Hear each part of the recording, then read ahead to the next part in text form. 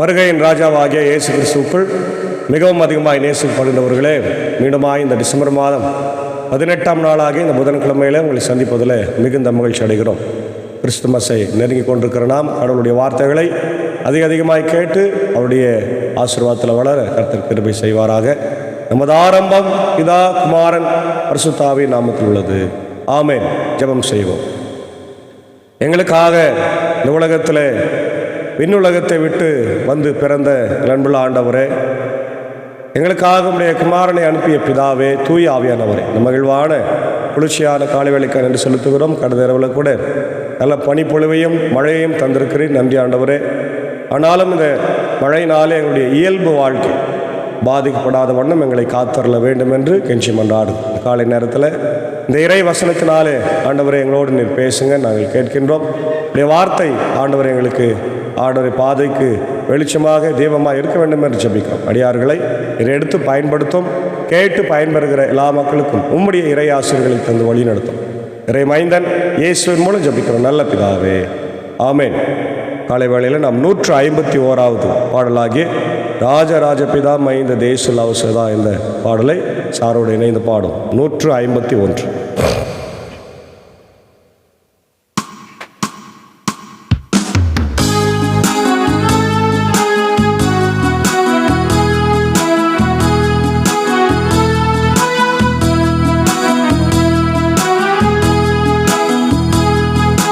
ರಾಜರಾಜ ಪಿತಾ ಮೈಂದ ದೇಸು ಲೌಸದ ನಂದ ಏಸು ನಾಯಕನ ಚೊಂದ ಮೇಸಿ ಆನಂದನೇ. ರಾಜರಾಜ ಪಿತಾ ಮೈಂದ ದೇಸು ಲೌಸದ ನಂದ ಏಸು ನಾಯಕನ ಚೊಂದ ಮೇಸಿ ಆನಂದನೇ. ஜெகதீசுரேசுரன் சுகநேசமீசுரன், ஜெகதீசுரேசுரன் சுகநேசமீசுரன், மகராஜ ராஜபிதா மைந்த தேசு லௌசதா நந்த ஏசு நாயகன சொந்த மேசி ஆனந்தனே.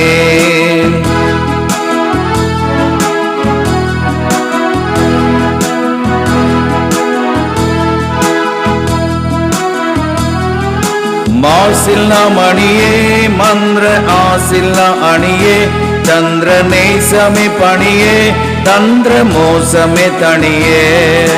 மாசில்லா மணியே மந்திர ஆசில்லா அணியே, சந்திர நேசமே பணியே தந்திர மோசமே தனியே. நிறைவான காந்தனே இறையான சாந்தனே, நிறைவான காந்தனே மறையான சாந்தனே, மறை ராஜ ராஜபிதா மைந்த தேசு லௌசதா நந்த ஏசு நாயகன சொந்த மேசி ஆனந்தனே.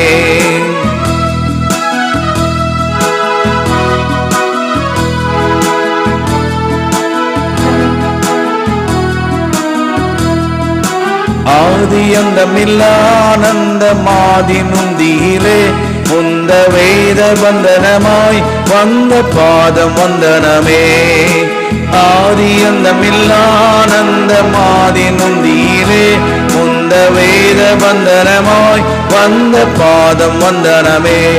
பதராமநாமனார் சதராமநாமனார், பதராமநாமனார் சுதநாமநாமனார், சிதராஜ ராஜபிதா மைந்த தேசு லௌசதா நந்த ஏசு நாயகனா சொந்த மேசி ஆனந்தனே.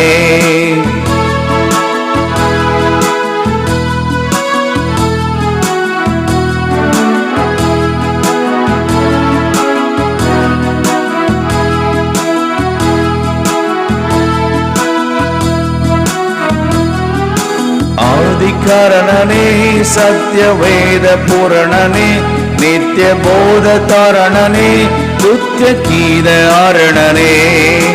ஆதிகாரணனே சத்ய வேத பூரணனே, நித்திய போத தாரணனே துத்திய கீத ஆரணனே.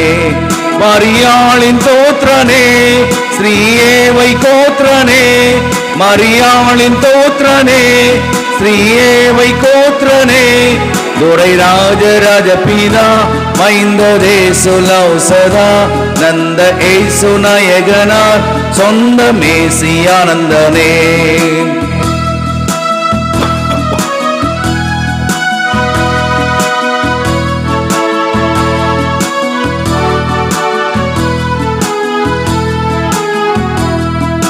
மேன்மையாசனனே நன்மை மேவு போசனனே தொன்மை பான்மை வாசனனே உண்மை பாவ மோசனனே.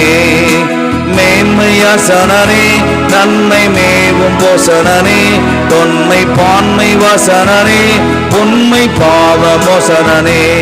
கிருபாகரானரா சர்வேசுராபரா கிருபாகரானரா சர்வேசுராபரா ஸ்ரீராஜராஜபிதா மைந்ததேசுலௌசதா நந்த ஏசு நாயகனா சொந்த மேசியானந்தனே.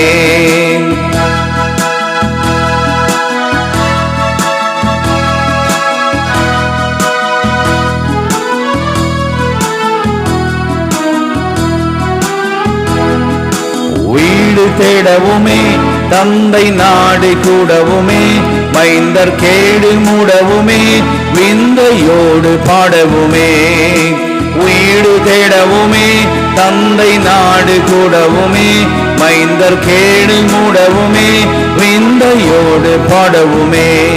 நரவேடமேவினான் சுரர் நாடு கோவினான் நரவேடமேவினான் சுரர் நாடு கோவினான் பரராஜராஜபிதா மைந்ததேசுலௌசதா நந்த ஏசு நாயகனா சொந்த மேசியானந்தனே. ராஜராஜபிதா மைந்ததேசுலௌசதா நந்த ஏசு நாயகனா சொந்த மேசியானந்தனே சொந்த மேசியானந்தனே சொந்த மேசியானந்தனே.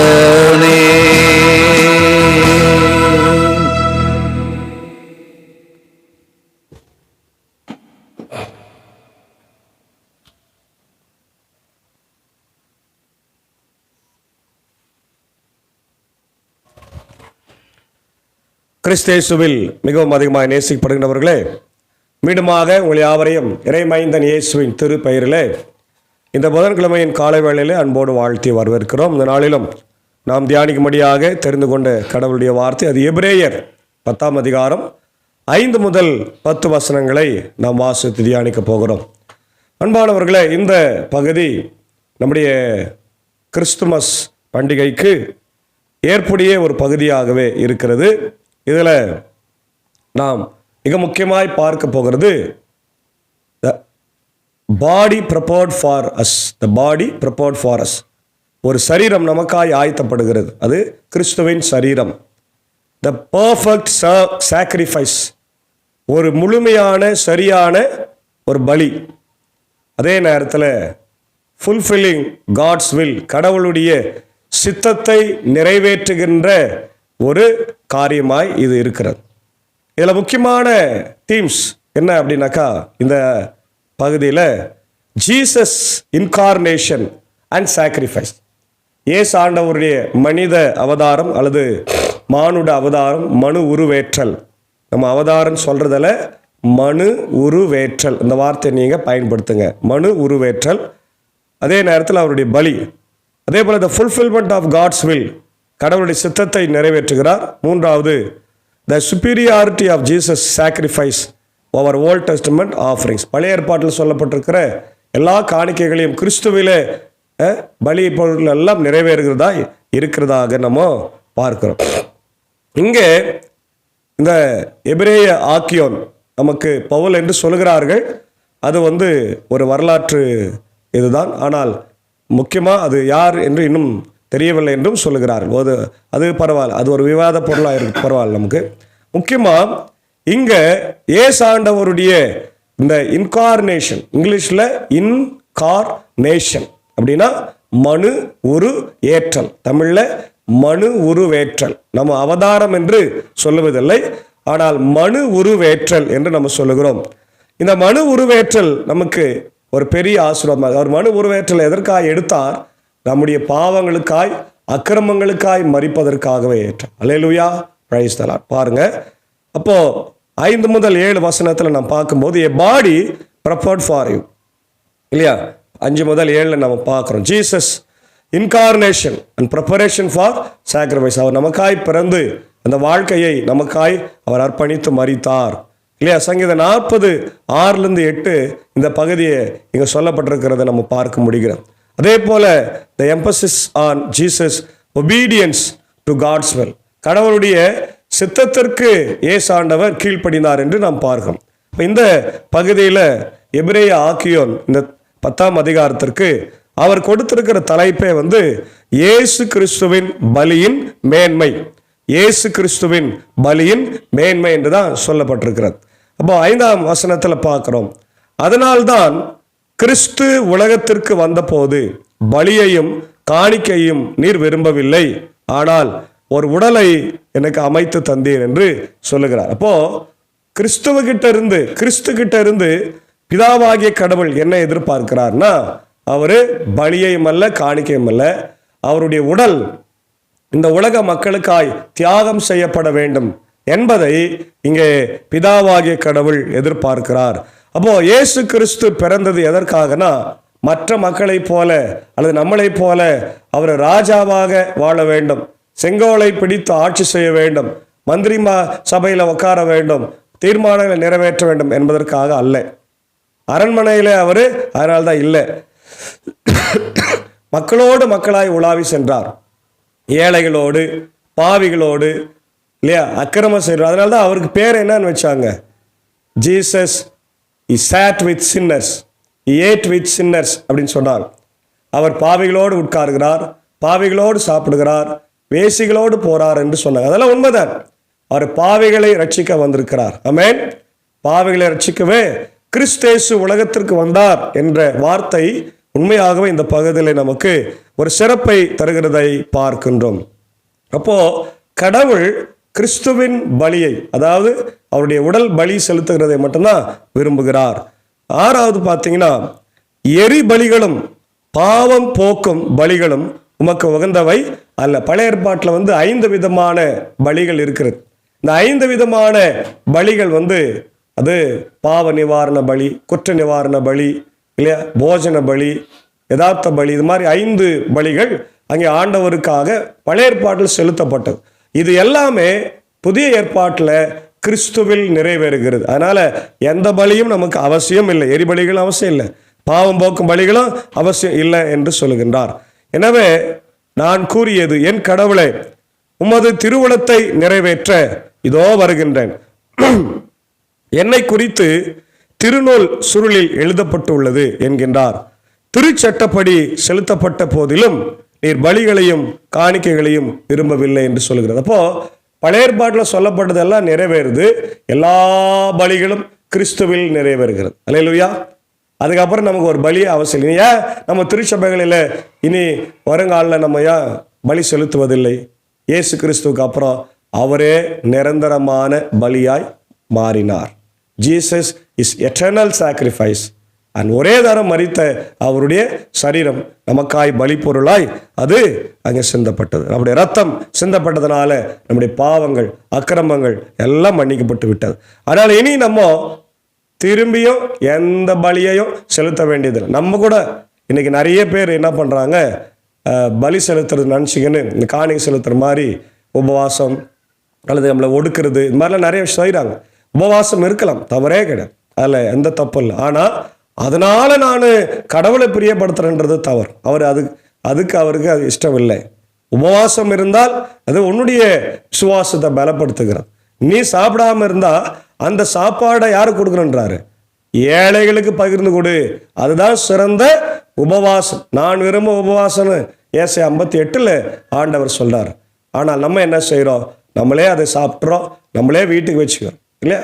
அதனால தான் திருச்சபைகளில் உண்டியல் ஏன் கொடுக்குறாங்கன்னா, நம்ம சாப்பிடாத காசெல்லாம் அதில் போட்டு சபைகளுக்கு கொடுக்கும்போது அது ஏழைகளுக்கு கொடுக்கின்ற ஒரு காரியங்களை அன்றைக்கு செய்தார்கள். இன்றைக்கு சபைகளிலே அதை செய்வது இல்லாமல் இருக்கிறது. எனவே அந்த காரியங்கள் எல்லாம் நாம் தொடர்ந்து செய்வதற்கு கர்த்தர் நமக்கு உதவி செய்வார். தொடர்ந்து நாம் 8ஆம் வசனத்தில் பார்க்குறோம், திருச்சட்டப்படி செலுத்தப்பட்ட போதிலும் நீர் பலிகளையும் காணிக்கைகளையும் எரி பலிகளையும் பாவம் போக்கும் பலிகளையும் விரும்பவில்லை, இவை உமக்கு உகந்தவை அல்ல. எல்லா பலிகளையும் பற்றி சொல்றார். இந்த 5 விதமான பலிகளும் கிறிஸ்துவில் நிறைவேற்றப்பட்ட பிறகு அவர் எதையும் செலுத்த வேண்டிய அவசியம் இல்லை. நம்ம கூட எதுவும் செலுத்த வேண்டிய அவசியம் இல்லை. ரோமர் 12:1 சொல்லப்படி நம்மையே ஆண்டவருக்கு நம்முடைய சரீரத்தையே ஆண்டவருக்கு என்ன செலுத்தணுமா? பலியாய் செலுத்த வேண்டும். அல்லேலூயா. நம்முடைய உடலை ஆண்டவருக்கு பலியாய் செலுத்த வேண்டும். அதான் எபிரேயர் 12:1 நம்ம வாசிக்கின்றோம். அதே போல 9ஆம் வசனத்தில் பார்க்கிறோம், உமது திருவுளத்தை நிறைவேற்ற இதோ வருகின்றேன் என்கின்றார். பின்னயத்தை நிலைக்க செய்ய முன்னயத்தை நீக்கி விடுகிறார். பின்னயத்தை நிலைக்க செய்ய முன்னயத்தை நீக்கி விடுகிறார். இந்த திருவுளத்தில் தான் இயேசு கிறிஸ்து ஒரே ஒரு முறை தம் உடலை பலியாய் செலுத்தியதன் மூலம் நாம் துயரவாக்கப்பட்டோம். ஒரே முறை தான் பலி. திருப்பி அதான் பார் வருது, வந்துனே இருக்குதுப்பார். அப்போ ஒரு முறை பலி செலுத்திட்டா திருப்பி நம்ம செலுத்த வேண்டிய அவசியம் இல்லை. அதான் சொல்றார் 8 முதல் 10 வசனத்துல, the perfect sacrifice and the one time sacrifice. இல்லையா? இப்போ பழைய ஏற்பாட்டில் சொல்லப்பட்டிருக்கிற அந்த பலிகள், புதிய ஏற்பாட்டில் சொல்லப்பட்டிருக்கிற ஒரே பலி கிறிஸ்து. எல்லா பலிகளும் நிறைவேறுகிறது. the perfection and sufficiency of Jesus, இயேசு கிறிஸ்துனுடைய பலியே போதுமானது, அது நிறைவேறுது என்று சொல்றார். The emphasis on Jesus sacrifice as once or for all event. One event, ஒரு டைம் அது நடைபெற்றாயிற்று, இனி அது தேவையில்லை. சங்கீதம் 40:6-8 நாம் பார்க்கிறோம் பாருங்க. அதுதான் தாவீது சொல்லுகிறார், ஆண்டவர் எனக்காக பலியிடப்பட்டார். சங்கீதம் 51:16-17 பார்க்கிறோம். தாவீது சொல்றாரு, நான் எத்தனையோ மிருக ஜீவன்களை நான் பலி செலுத்துகிறேன், எனக்கு திருப்தி இல்லை அப்படின்றார். ஏசாயா 53:10-12 பார்க்கிறோம். கிறிஸ்துவனுடைய இந்த மரணத்தை குறித்த தீர்க்க தரிசன அந்த செய்தி அங்கே சொல்லப்பட்டிருக்கு. மத்தேயு 26:36-46 பார்க்கிறோம். இயேசு கெத்செமனே தோட்டத்தில் தன் பலிக்காக ஜெபித்ததை பார்க்கிறோம். யோவான் 10:17-18 பார்க்கிறோம். இயேசு தன் ஜீவனை கொடுக்க வந்தார் என்ற செய்தி சொல்லப்பட்டிருக்கிறார். ரோமர் 3:24-25 பார்க்கிறோம். பவுலடிகளார் கிறிஸ்துவனுடைய மரணத்தை குறித்து, அவருடைய பலியை குறித்து இங்கே சொல்லி இருக்கிறார். அதே போல எபிரேயர் 7:27, 9:12-14, 10:1-4 எல்லாமே இயேசு ஆண்டவருடைய இந்த சாக்ரிஃபைஸ் பலியை குறித்து சொல்லப்பட்டிருக்கிறது. ஆகவே அன்பான தேவனுடைய பிள்ளைகளே, இந்த காலை நேரத்தில் கிறிஸ்து நமக்காக ஏன் பிறந்தார்? மரிப்பதற்காக பிறந்தார். அவர் வாழ்றதுக்காக பிறக்கல, நமக்காக மரிப்பதற்காக, நம் ஜீவனை சிலுவையில் ஒப்பு கொடுப்பதற்காக அவர் பிறந்தார் என்ற நற்செய்தியை நாம் பெற்றுக்கொண்டு சமாதானத்தோடு வாழ, இனி நம்முடைய பாவங்கள், அக்கிரமங்கள், வியாதி, பலவீனங்களுக்கு நான் எந்த பலியை செலுத்த வேண்டிய அவசியம் இல்லை, எந்த மிருகத்தை நான் செலுத்த வேண்டிய அவசியம் இல்லை, என்னையே கிருபாதார பலியாக செலுத்த வேண்டும். அதுதான் பவுல் சொல்லுகின்ற காரியம். குறிப்பா ரோமர் 12 அதான் நம்ம பார்க்குறோம். ரோமர் 12:1-2 ரொம்ப அழகா பவுல் சொல்லுகிறார் பாருங்க. சகோதர சகோதரிகளே, கடவுளுடைய இரக்கத்தை முன்னிட்டு உங்களை வேண்டுகிறேன், கடவுளுக்கு உகந்த தூய உயிருள்ள பலியாக உங்களையே படையுங்கள். அது கடவுளுக்கு உகந்த பலி யாரா? நம்மையே ஆண்டவருக்கு ஒப்பு கொடுப்பது, இதுவே நீங்கள் செய்யும் உள்ளார்ந்த வழிபாடு. அப்போ ஆண்டவருக்கு நம்மளை படைக்கணும்னா என்ன பண்ணணும்? பாவத்தை விட்டுறணும், ஆண்டவருக்கு உகந்த வாழ்க்கை, பரிசுத்தமான வாழ்க்கை வாழணும், ஜபம் பண்ணணும், வேதம் வாசிக்கணும், ஒழுங்காக ஆலயத்துக்கு போகணும், ஊழியங்களை தாங்கணும், இல்லையா? ஊழியர்களுக்காக ஜபிக்கணும், திருச்சபையில் நம்மளை அர்ப்பணிப்போட. இன்னைக்கு பாருங்க, மிஷனரிகள் தன் வாழ்க்கையை அர்ப்பணிக்கலைன்னா நமக்கு சுவிசேஷமே கிடையாது. முதல் மிஷனரி நமக்கு தோமா தான். தோமா இந்தியாவுக்கு வரவே மாட்டேன்னு அடம் பிடிச்சார். அப்போது ஒரு புனை கதை இருக்கிறது. என்னன்னாக்கா, ஒரு கல்யாணத்தில் தோமா போய் நல்லா சாப்பிட்டுக்கிறார் உக்கான். அப்போது அங்கே ஒரு மனிதர் வந்து உக்காடுறார். அவர் பக்கத்தில் உக்காந்து எனக்கும் சாப்பாடு கொடுன்னும் போது அவர் தோமா பார்க்குறார், முறைச்சி பார்க்குறார்.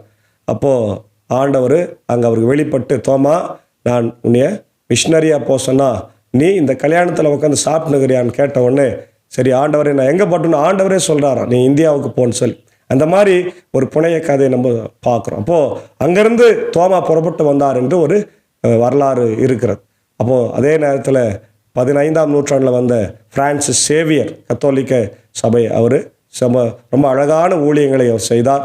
17ஆம் நூற்றாண்டு துவக்கத்தில் வந்த பர்த்தலேமியூ சீகன் பால், உலகத்தில் the first Protestant missionary of Lutheran church in Germany, அங்கேருந்து வந்தார். 18ஆம் நூற்றாண்டில் கடைசியில் நம்முடைய தியோடர் நேத்தர் வந்தார் இல்லையா? எல்லாரும் வந்து இன்னைக்கு ரத்தம் சிந்தி இங்கே மரித்ததுனால தான் இன்னைக்கு திருச்சபைகள் முளைத்திருக்கிறது. அல்லேலூயா. அவனுடைய பலிகள் இன்றைக்கு நம்ம உண்மையாகவே பார்க்கணும். பிரியமானவர்களே, நம்முடைய வாழ்க்கையை நம்ம என்ன பண்ணுறோம்? கடவுளுக்காக அர்ப்பணிக்கிறோமா? பணம் பணம் பணம் ஓடி நம்ம சம்பாதிச்சு கடைசியாக ஒன்றுமே இல்லாமல் மரித்து போகும். ஆண்டவருக்காக நம் வாழ்வை அர்ப்பணிப்போம். இந்த கிறிஸ்மஸ் நாட்களில் நம்முடைய வாழ்க்கை ஆண்டவருக்கு பலியாய் செலுத்தி பாடல் பவனில் கலந்து கொள்வோம். ஏழைகளுக்கு உதவி செய்வோம், விதவைகளுக்கு உதவி செய்வோம். இல்லாதவங்களோடு நம்மளை அடையாளப்படுத்தி அவங்களுக்கு நற்செய்தி சமாதானத்தை கூறி அறிவிக்க தூய ஆவியானவர் நம்மை வழிநடத்தி காப்பாராக. ஆமென். ஜெபம் செய்வோம். எங்களுக்காக இந்த உலகத்தில் வந்து பிறந்து எங்களுக்காகவே வாழ்ந்து மரித்து ரத்தம் சிந்தி உயிர் தெழுந்தார் நல்ல ஆண்டவரே, இந்த காலை நேரத்தில் ஆண்டவரே உம்முடைய பலியை குறித்து நாங்கள் தியானித்தோம். ஆமுகத்தார் நீர் பிறந்தது வாழ்வதற்காக அல்ல, மரிப்பதற்காகவே என்ற சிந்தனையோடு இந்த நாளில் எங்களை நாங்கள் கிருபாதார பலியாக ஆண்டவர் ஒப்பு கொடுத்து உம்முடைய ஊழியங்களை செய்ய எங்களை நீர் கிருபைக்காக காத்துக்கொள்ளும். இந்த நேரத்தில் இந்த வசனத்தை கேட்டுக்கொண்டிருக்கிற உலக மக்களுக்காக, இந்தியாவில் இருக்கிற மக்கள், தமிழ் மக்களுக்காக, கிறிஸ்துவை அறியாதவர்களுக்காக, கிறிஸ்துவை அறிந்தவர்களுக்காக ஜெபிக்கிறோம். எல்லாருடைய இல்லங்களில் உள்ளங்களிலே அமைதி சமாதானம் தங்கியிருக்கட்டும். இந்த ஊழியத்தில் எங்களோடு அன்பர் சாருக்காக, என்னுடைய ஏஞ்சி அக்காவுக்காக, பிள்ளைகள் மாத்தால் மரியாளுக்காக, சாக்கு சாருக்காக, பிரீதா டீச்சருக்காக, அடியனுக்காக, குடும்பங்களுக்காக ஜெபிக்கிறோம். ஆண்டவரே, இதோ அவங்கள் செய்கிற போது உடைய கிருபை, உடைய ஆசீர்வாதம் எங்களோடு இருக்கட்டும். உடைய பணிகளையும் பயணங்களையும் ஊழியங்களையும் கர்த்தர் ஆசீர்வதிங்க. இதோ அந்த நாளில் மழை வரும் என்று சொல்லியிருக்கிறார். இந்த மழை என்னுடைய அந்த ஆண்டவர் இந்த பஜனை கீத ஊழியங்களை பாதிக்காத வண்ணம் கர்த்தரங்களை காத்தருள்ளார். இந்த நேரத்தில் கூட ஆண்டவரே உடைய அருமையான கர்த்தாவை மக்களுக்காக ஜெபிக்கிறோம், சபையாருக்காக ஜெபிக்கிறோம். உடைய இந்திய சுவிசேஷத்தின் திருச்சபை 3 சபை சங்கங்கள், போதகர்கள், ஊழியங்களுக்காக, குறிப்பாக ஆண்டவரே உடைய அருமையான கர்த்தாவை ஆம்பர் சபை சங்கத்தின் தலைவர்கள், பொறுப்பாளர்கள், சபைகளுக்காக, உடைய பெதஸ்தா மருத்துவமனைக்காக ஜெபிக்கிறோம். திறக்கும்படியான சூழ்நிலை தாரும் ஆண்டவரே. மற்ற எல்லா ஆண்டவரை பள்ளிக்கூடங்கள், நிறுவனங்களுக்காக ஜெபிக்கிறோம். எல்லாத்தையும் கர்த்தர் ஆசீர்வதி ராஜா, வழி நடத்துங்க ராஜா. குறிப்பாக இந்த நேரத்தில் உலக நாடுகளில் இருக்கிற கிறிஸ்தவ திருச்சபைகள், ஸ்தாபனங்கள், பள்ளிக்கூடங்கள், மருத்துவமனைகள், ஆண்டவர் ஆயர்கள், ஆண்டவர் அதே போல இப்படி தாய் திருச்சபையாக கத்தோலிக்க திருச்சபை, அதை சார்ந்த ஆண்டவரை காரியங்கள், ஊழியங்களுக்காக ஜெபிக்கிறோம். உலகத்தில் இருக்கிற எல்லா கிறிஸ்தவ திருச்சபைகளையும் கர்த்தர் ஆசீர்வதிங்க, மற்ற மதங்களையும் ஆசீர்வதிங்க, வழி நடத்துங்க. நாங்கள் எல்லாரும் ஒற்றுமையாய் சமாதானமாய் ஒரு தாயின் பிள்ளைகளாய் ஆண்டவரை வாழ கிருபை தரும். மணிப்பூரில் இருக்கிற பிரச்சனைகள் மாறட்டும். இந்தியாவுடைய ஆண்டவர் ஆட்சியாளர்களுக்காக ஜெபிக்கிறோம். இப்படி ஜனாதிபதி, பிரதமர், ஆண்டவர் அமைச்சரவைக்காக, மத்திய அமைச்சரவைக்காக, ஒவ்வொரு மாநிலத்தினுடைய முதலமைச்சர் அமைச்சரவைக்காக, இப்படி தமிழ்நாட்டின் ஆண்டவர் முதலமைச்சர், துணை முதலமைச்சர், கவர்னர் அமைச்சரவைக்காக, கலெக்டர்ஸ்க்காக ஜெபிக்கிறோம். பல இடங்களில் தண்ணீர் போய் ஆண்டவர் வீடுகள் எல்லாம் பாதிக்கப்பட்டிருக்கிறது, ரோடுகள் இல்லாமல் இருக்கிறது. அதெல்லாம் அரசாங்கம் சீக்கிரமாக நிவாரணம் வழங்கும். குறிப்பாக விவசாயிகள் கண்ணீரோடு ஒவ்வொரு நாளும் ஆண்டவர் அழுகிறத பார்க்குறோமே, அவங்க எல்லாருக்கும் கண்ணீர் ஆண்டவரை துடைத்து சமாதானத்தை பெற நீ கிருபை தார். உலக நாடுகளுக்கு ஜெபிக்கிறோம். போர்கள், பதட்டங்கள், பூமி எதிர்ச்சி, கொள்ளை நோய் எல்லாம் மாறட்டும்.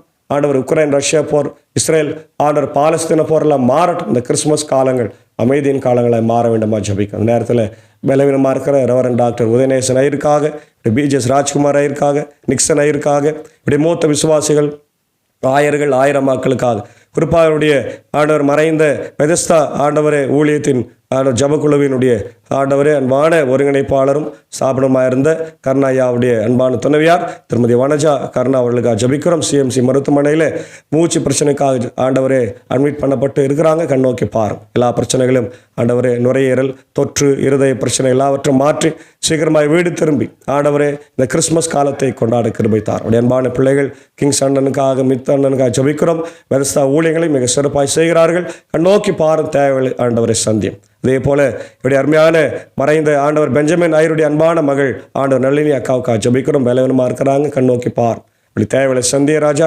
அதே போல அவளை பார்த்து கொள்ளுகிற ஆண்டவருடைய சகோதரிக்காக ஜபிக்கிறோம். ஆண்டவரே, என்னுடைய அன்பு மக்கள் தீபா, ஏழுமலை, லதா, ஆலன், ரஃபியா, வேலன், ஜமுனா அம்மா, பிரியதர்ஷினிக்காக ஜபிக்கிறோம். பலவீனமாக இருக்கிறாங்க. கண்ணோக்கி பார். இன்னும் யாரெல்லாம் பலவீனமாக சுகவீனமாக இருக்கிறாங்க, யாரெல்லாம் ஜபம் தேவைப்படுது, எல்லாரையும் ஆசீர்வதி. அடியன் பணியாற்றுகிற பாப்பனப்பள்ளி, மின்னூர், வடகரை, வேல்சானம் திருச்சபைகளுக்காக ஜபிக்கிறோம். இதோ இன்றைய நடைபெறுகிற பஜனை ஊழியங்கள் எல்லாம், நாளை நடைபெற ஊழியங்கள், தொடர்ந்து வருகிற எல்லா ஊழியத்தையும் கர்த்தர் ஆசீர்வதி. இப்படி கிருபை எங்களோடு தங்கியிருக்கட்டும். இறை மைந்தன் இயேசு கிறிஸ்துவின் வழியே ஜபிக்கிறோம். ஜபம் கேளும் நல்ல பிதாவே, ஆமேன். நமது ஆண்டவராக இயேசு கிறிஸ்துவின் கிருபை, பிதாவாகிய கடவுளின் அன்பு, பரிசுத்தாவினை நம் அனைவரோடும் இந்த நாளிலே கர்த்தர் தாமே தங்கியிருந்து ஆசீர்வதித்து காப்பாராக. ஆமேன்.